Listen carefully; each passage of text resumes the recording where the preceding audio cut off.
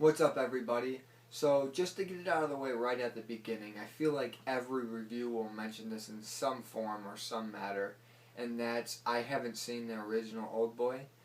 My friend saw it a few months ago and loved it, and I was gonna watch it, but then we decided to experiment a little and see how we would react to the movie with one seeing the original and the other hasn't. So, obviously, I was the one who hasn't seen the movie, and I basically walked into Spike Lee's remake pretty much blind and blank, except for I knew that this movie has a twist at the end, but I didn't really know what the twist was going to be. And so I walk into this one, and the reviews haven't been very good, so I kind of just walked in with I hope I enjoy it, but I don't expect to. I wouldn't be surprised if I didn't. And it starts off pretty well. I mean, it's about this dude who gets locked in a room for an extended period of time, and I mean years when it comes to that. And then when he gets released, he has to figure out why and who did this to him. And that's what this really movie's all about after he gets out of the room. And that's when the film really kind of falls apart because it's just so over the top cheesy and just way too many coincidences, and it's just a poorly directed movie. I mean, there's a bunch of fight sequences in this movie between Josh Brolin and a bunch of other guys that is just so poorly done, and they just come at him one at a time, and it looks so fake and so unrealistic, and it looks like Josh Brolin is destroying just 20 guys ganging up at him at once with little to no effort, and it looks so stupid and just so much like a movie. And I'm sure the original did it so much better because Japanese and Korean movies, they really do kind of like kung fu fight action sequences really well, and that's one of my favorite parts about those type of films.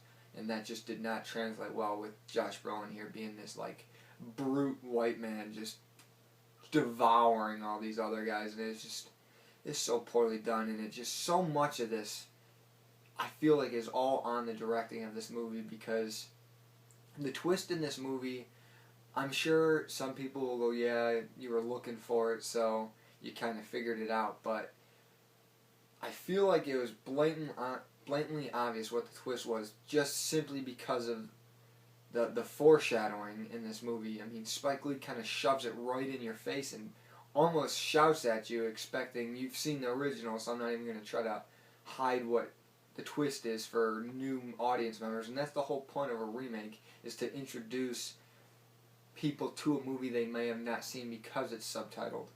And I feel like he kind of just threw that out the window and did his own thing, kind of, even though it's basically a shot-for-shot remake from what I've heard from my friend, excluding one or two scenes. And it's just, everything about it might be the same, but I just heard that it's just executed so poorly, and that is the worst aspect of this film. I mean, there's a scene where the phone rings, and you can't even take 2 minutes to create a fake phone number. The phone number on the phone is 0, 1, 2, 3, 4, 5, 6, 7, 8, 9. It's like, you're that lazy that you couldn't come up with a phone number.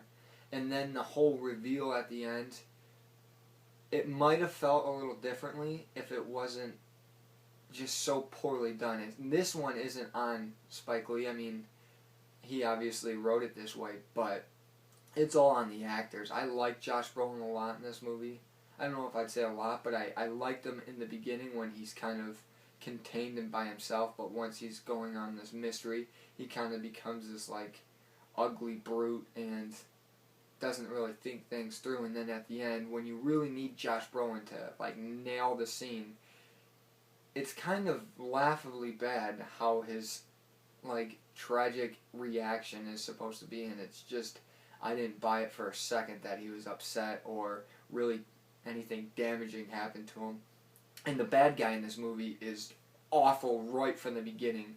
It's Charlito Copley's character is just, he's so cheesy and so over the top, and he delivers his lines as if he's like revealing something mysterious with every word that's coming out, and it's just, it's so bad, and he's so bad in this movie, and it's so cheesy, and it's just so frustrating to watch because I actually like him as an actor, but the way he just turned in a performance into this character was just completely wrong for this type of film, I guess, and it just didn't bode well. And then when you combine that with just poor pacing, poor editing, and poor shooting, it just did not make for that good of a movie. And I'm sure the original is great, and everyone's been saying that, and it's all about the execution.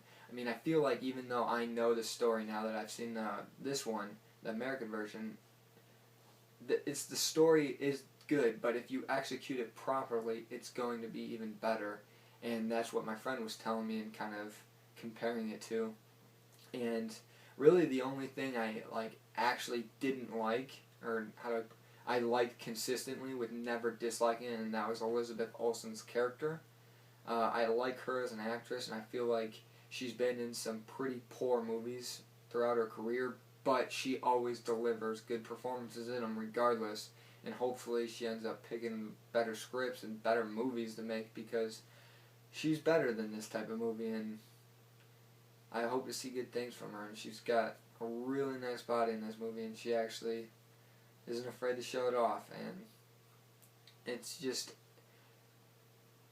there's so many things wrong with this movie. It's like I didn't hate it when I was watching it, but as soon as it ended and like the reveal at the end popped up and then the credits rolled, I was kind of like, what the hell did I just watch? That was so bad. And it's probably because I'm in a stretch of all these great movies, and then I get one that's not very good, and it really hits me because I'm really frustrated this was bad, and I'm disappointed that it was bad because I don't want to see anything ever be bad, but it just wound up being like that, and I feel it's all on Spike Lee's shoulders, with some really poor direction and telling his actors what to do. And for that, I'm going to give the remake of Oldboy a 3 out of 10. And if you like my review, give me a thumbs up and look to my other ones. So until next time, guys, I'll see you later.